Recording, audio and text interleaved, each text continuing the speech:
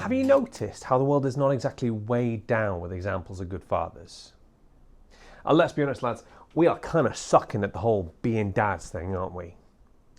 I've got some theories as to why this might be. Toxic masculinity obviously has a lot to answer for, but it didn't come out of nowhere.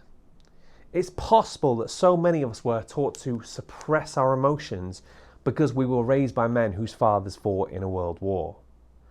When your two prevailing emotions are either crippling fear of death or abject guilt of killing someone because they're in a different uniform, then yeah, I can see how forcing your feelings down might be necessary to function, at least in the short term. The second issue I can think of is bonding. My current jobs mean I spend most of my week as my son's primary carer. But if I was on my old teaching job, I'd have to be up and out of the house just as he's waking up, leave school around 4 at the earliest, and if I'm lucky, I might have an hour or two with him before bedtime. Up until a few years ago, paternity leave was a paltry 2 weeks. So it's no wonder that some men don't bond with their kids. They literally don't have time. I don't have a relationship with my dad. And if I'm honest, it's a relief. In the years before he cut off all communication with us, I put a lot of effort into that relationship with a vastly diminishing return. Now, it's difficult to properly assess how my relationship with my dad was growing up because when you know how the story ends, that colours how you see the whole thing. My dad is the type of person who knows the price of everything and the value of nothing. If anything, he gave me a perfect example of what not to do.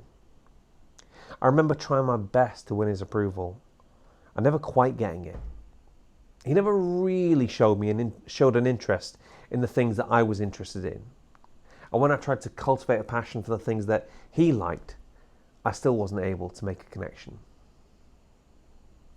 I wish that this made me unique in some way, but I've met far too many people in the same situation.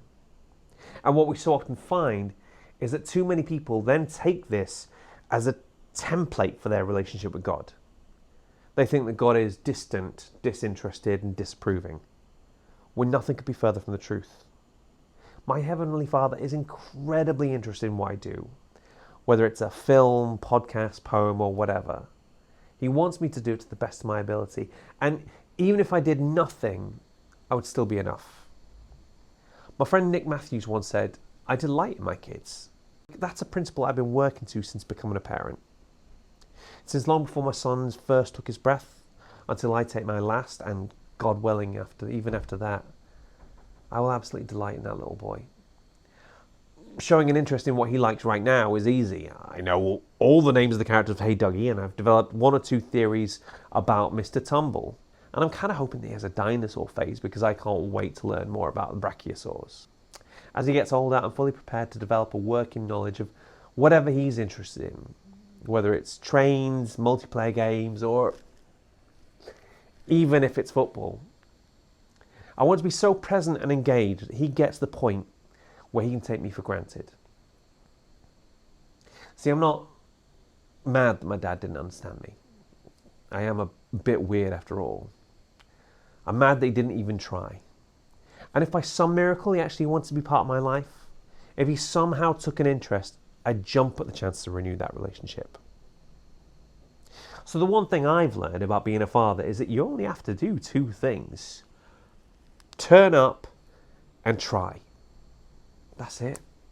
That's really it. You don't have to be perfect. We're all going to make mistakes. But as long as we're present and we're making an effort, you'll be fine. Kids are very forgiving.